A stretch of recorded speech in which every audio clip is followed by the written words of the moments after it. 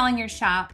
And one of the most important parts of that is maximizing your sale price, getting the most bang for your buck. You've worked your whole life. You've missed many of your kids' ballet recitals, golf tournaments, baseball tournaments, and all kinds of family fun events. Now it's time to reap the benefits of the rewards that you've been working so hard for.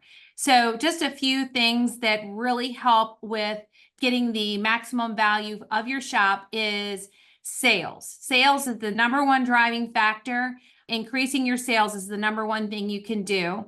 Being DRP-centric, being aligned with DRPs is also, and adding DRPs is another key element.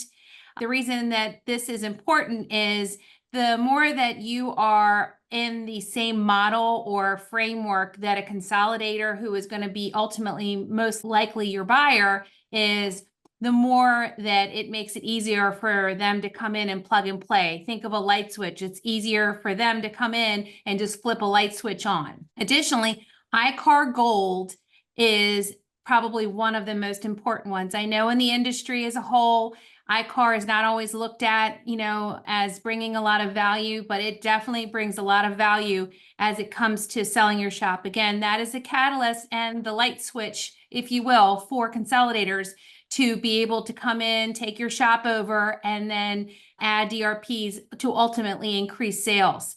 And then lastly, OEM certifications. Certain consolidators are very much focused on getting or obtaining or acquiring shops that have lots of OEM certifications.